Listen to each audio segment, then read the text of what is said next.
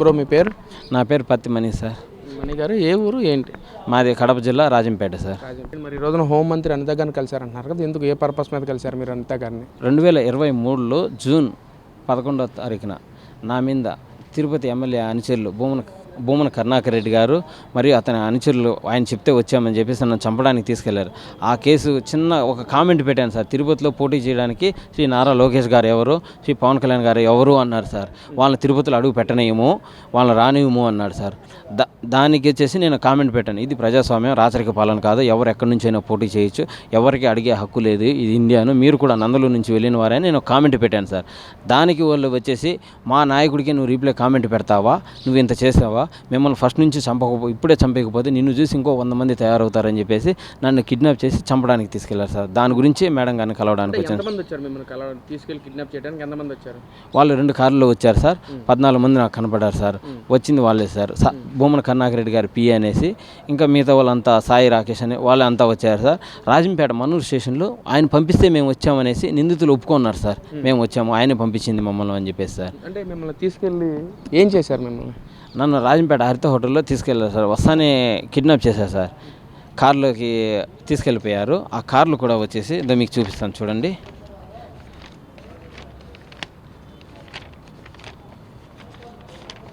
ఇవి సార్ వాళ్ళు వాడిన కార్లు కూడాను, ఒక్కసారి చూడండి sir. Human rights state president అనేసి ఈ కార్లు వాడారు సార్. వాళ్ళు కారులో తీసుకెళ్ళేసి కిడ్నాప్ చేశారు. నన్ను చంపడానికి తీసుకెళ్ళిపోతున్నాము అని చెప్పేస్తారు సార్. తర్వాత పోలీసు వారు అలర్ట్ అయ్యారని చెక్ పోస్టులు పెట్టారు. మీరు కోడూరు మీదగా రాలేరు తిరుపతికి అని చెప్తే రాపూరు చిట్వేలు మీదుగా తీసుకెళ్తాం సార్ అని చెప్తే, అప్పుడు వాళ్ళు వీడియో కాల్లో ఉన్న వాళ్ళు భూమన కరుణాకర్ రెడ్డి వాళ్ళు, ఇతన్ని తీసుకురావద్దు, ఎక్కడైనా చంపేసేయండి, పోతే పోయింది, పెట్రోల్ 10 లీటర్లు పోసి చంపేసేయండి, కాల్ చేసేయండి, బాడీ కూడా లేకుండా చేసేయండి, ఎవరు అడుగుతారో చూస్తాము అని చెప్పారు సార్. చెప్తే నన్ను తీసుకుని వెళ్ళిపోయారు సార్. వాళ్ళు తీసుకెళ్ళిపోతే నేను చిట్వేలి అడవి ప్రాంతం దగ్గర పోలీసు వారు 2 ట్రాక్టర్లు అడ్డు పెట్టారు. వాళ్ళకు కూడా తెలియదు భూమన మనుషులు వచ్చారు అనేసి కిడ్నాప్ చేయడానికి. వాళ్ళు ఎవరు అనేసి బండ్లు అడ్డు పెట్టేశారు. మా వాళ్ళు వెనకాల నుంచి కారులో వస్తూ ఉన్నారు, బంధువులు తెలిసిన వాళ్ళు కిడ్నాప్ చేశారు అనేసి తీసుకెళ్ళిపోతే మా భార్య మన్నూరు స్టేషన్కి వెళ్ళింది. స్టేషన్కి వెళ్ళి కంప్లైంట్ ఇస్తే నా మౌని మాదిరి కిడ్నాప్ చేశారు, తీసుకెళ్ళానంటే కేసు కూడా కట్టలేదు సార్. డైల్ 100కి ఫోన్ చేస్తే 2 గంటల తర్వాత అక్కడనే మా భార్యని పిల్లల స్టేషన్ కోసం పెట్టుకున్నారు. డైల్ 100కి ఫోన్ చేసిన తర్వాత కేసు తీసుకున్నారు. నేను పోలీసు వారు కాపాడిన తర్వాత వచ్చేసి చిట్వేలు హాస్పిటల్కి తీసుకెళ్ళిపోయారు. చిట్వేలు హాస్పిటల్కి తీసుకొని పోతే వాళ్ళు చేతులు ఎత్తేసారు సార్. పూర్తిగా బ్లీడింగ్ అవుతుంది, మేమేం చేయలేము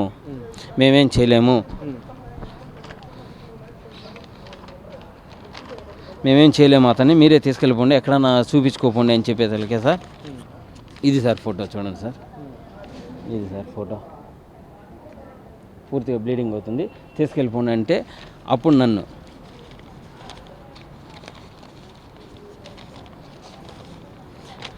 ఈ కండిషన్లో తిరుపతి నుంచి రాజంపేట నుంచి చిట్వేలు నుంచి రాజంపేటకు తరలించారు సార్. రాజంపేటకు తరలిస్తాను వాళ్ళు కూడా చేతులు ఎత్తేస్తారు సార్. ఇతను ప్రైవేట్ హాస్పిటల్కి తీసుకోండి, హోప్స్ వదిలేసుకోండి మీరు, ఇంకా మాకు నమ్మకం లేదు, మొత్తం బ్లీడింగ్ అయిపోతుంది, కష్టం బతకడం అంటే మా వాళ్ళు ప్రైవేట్ హాస్పిటల్కి తీసుకెళ్ళారు సార్. ప్రైవేట్ హాస్పిటల్కి తీసుకెళ్తానే అప్పటి సజ్జల రామకృష్ణారెడ్డి గారు ఫోన్ చేశారని చెప్పేసి డిఎస్పి చైతన్య గారు అసలు నిందితులందరినీ పూర్తిగా మొత్తం తప్పించేశారు సార్. కేసులో ఉన్న భూమన కరుణాకర్ రెడ్డి గారు కానీ అభినయ్ రెడ్డిని కానీ కేసులో తప్పించేసి మిగిలిన వారి మీద 41A నోటీసులు ఇచ్చేసి స్టేషన్ బెయిల్ ఇచ్చేసి, ఈ కేసులో ఇంత ఘోరమైన పరిస్థితుల్లో నేను ఉంటే మీడియాలో వచ్చింది కూడా ఫస్ట్ రోజు నుంచి నేను చెప్తా ఉన్నాను సార్. ఈ కేసులో ఉన్నది భూమన కరుణాకర్ రెడ్డి అని చెప్పేసి వాళ్ళ పేర్లు ఏమీ కానీ పెట్టకుండా మొత్తం చిన్న వాళ్ళని పెట్టేసి డమ్మీ కేసులు పెట్టేసి వాళ్ళందరినీ 41A నోటీసులు ఇచ్చి ఫుల్ పోలీస్ సెక్యూరిటీతో తిరుపతిలో వదిలి వచ్చారు సార్. అప్పటి డిఎస్పి చైతన్య గారు వదిలేసి వచ్చేసి రిటర్న్లో నేను చావు బతుకుల మధ్య కోమా కండిషన్లో ఉంటే నా మీదే దొంగ కేసులు పెట్టారు సార్. ఇది దీంట్లోకి వచ్చేసి రాజంపేటకు చెందిన నేను సోషల్ మీడియాలో 2 వర్గాలను రెచ్చగొడుతూ పోస్టులు పెడుతున్నాను, కామెంట్ పెడుతున్నాను అని చెప్పేసి అది పెట్టారు. ఇంకొక కేసు, నేను వ్యవసాయం చేసుకుంటే భూమి ఉంది, కౌలు తీసుకొని చేసుకుంటా ఉంటే ఆ భూమి దొంగ భూమి అనేసి దాని మీద నేను అమ్మినట్టు దొంగ డాక్యుమెంట్ పుట్టించారు సార్. ఈ స్టాంప్ ఎవరి పేరుతో అయితే ఉందో సుంకేసుల చిన్న భాష అతను ఇచ్చిన స్టేట్మెంట్ సార్ ఇది.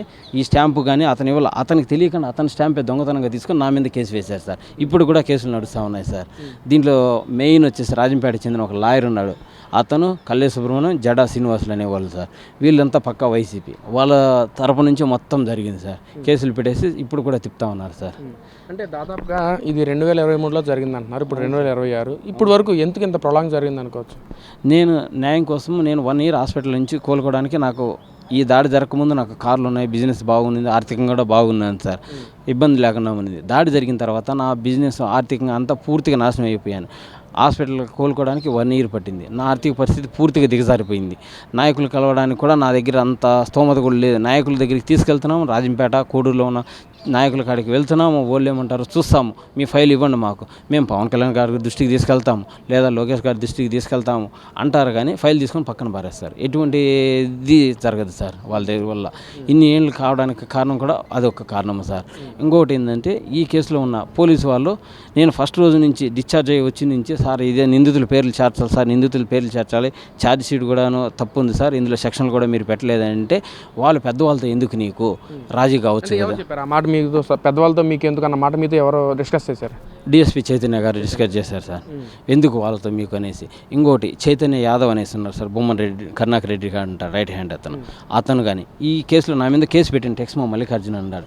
ఇతను కానీ నేను హాస్పిటల్లో చావు బతుకుల నుంచి ఇంటికి వచ్చిన తర్వాత కూడా మా ఇండ్లకు పదే వస్తా, బెదిరిస్తా, ఇంత అమౌంట్ ఇస్తాను తీసుకో, అంత అమౌంట్ ఇస్తాను తీసుకో అంటే, నేను అమౌంట్కి అయితే నాకు ఆశ లేదు సార్, నిందితుల్ని చట్ట ప్రకారం శిక్షించండి, లేదా మాకన్నా 1 గంట అప్పచెప్పండి, మేమన్నా చూసుకుంటాము, మేము అమౌంట్ నాకు అవసరం లేదని చెప్పేసి నేను చెప్పాను సార్. అదే ఇదే కేసులో మీతో పాటు ఇంకెవరన్నా వైసీపీ బాధపడిన వాళ్ళు కానీ ఇంకెవరన్నా ఉన్నారా వైసీపీ తరఫున సార్? అంటే మీతో పాటు ఇంకెవరు దాని నుంచి వాళ్ళ తరపు నుంచి వచ్చేసి బాధపడింది వచ్చేసి నేను, నా భార్య, నా కొడుకే సార్, ఇంకెవరూ బాధపడలేదు.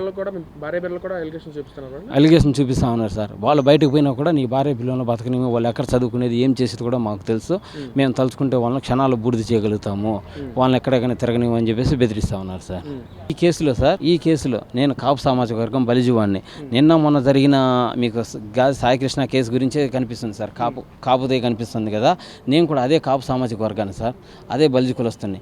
వైసీపీ వాళ్ళు ఇప్పుడు ఉన్నారు కదా సార్, వైసీపీలో కాపు కులస్తులు ఉన్నారు కదా సార్, పేరు నాని కానీ, అంబటి రాంబాబు గారు కానీ ఇంకా ఉన్నారు కదా, వీళ్ళందరూ నేను కూడా మీ కులస్తునే, పార్టీలు చూడొద్దు, మీకు పార్టీలు ముఖ్యం కాదు కదా, కులం ముఖ్యం కదా, నేనే వస్తాను, నాకు నిలబడండి, నా వెనకాల నిలబడండి, పోదాము బొమ్మను కర్ణాకర్ రెడ్డి ఇంటికాడికి పోదాము, మీరు ఎందుకు మా కులస్తుడికి అన్యాయం చేశారని మీరు ప్రశ్నించండి, నేను కూడా ప్రశ్నిస్తాను, రాండి, నాకు మద్దతు తెలపండి, మీరు పోరాడదాము.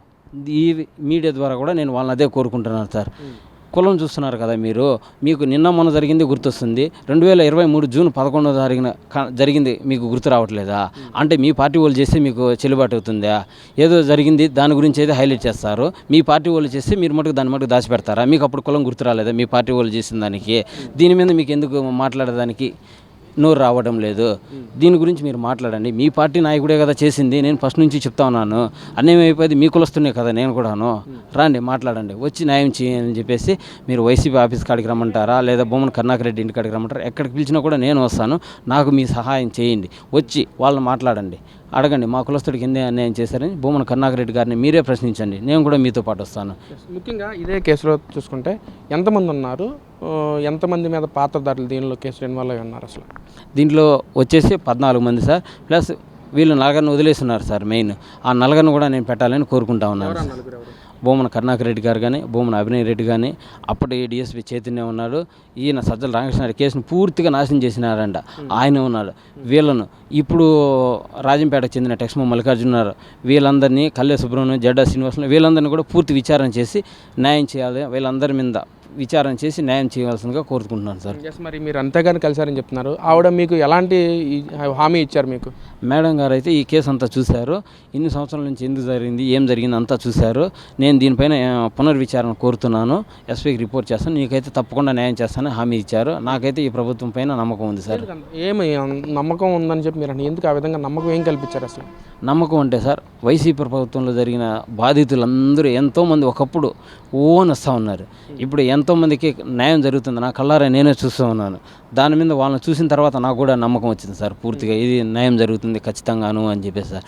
పార్టీలు చూడట్లేదు, వీళ్ళు కుల మతాలు ఏమీ చూడట్లేదు, ఏమీ చూడకుండా బాధితులకు న్యాయం చేస్తున్నామని చెప్పేసి న్యాయం చేస్తూ ఉన్నారు సార్. అందుకనేసి వచ్చింది సార్. బ్రదర్, ఇందాక మీరు చెప్పారు నేను ఒక సాదాసీన ఒక కామెంట్ చేశారు, అందుకే నన్ను ఈ విధంగా చేశారంటున్నారు. అంటే ఒక కామెంట్కి ఈ విధంగా చేయడం ఎంతవరకు కరెక్ట్ అంటారు?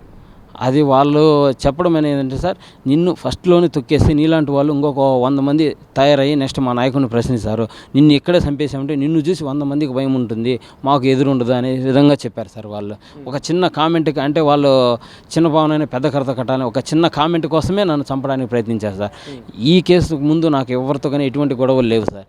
వీళ్ళ వల్లే ఇప్పుడు భూమన కరుణాకర్ రెడ్డి గారు కానీ అభినయ్ రెడ్డి గారు కానీ వీళ్ళ వల్లే తప్ప నాకు ఎవరు ఇంతవరకు శత్రువులు లేరు. వీళ్ళ నుంచే నాకు కానీ నా కుటుంబానికి కానీ ప్రాణహాని ఉంది. మాకేది జరిగినా కూడా భూమన కరుణాకర్ రెడ్డి, భూమన అభినయ్ రెడ్డి తప్ప ఇంకెవరూ లేరని చెప్పేసి నేను మీడియా ముఖంగా తెలుపుకుంటున్నాను సార్.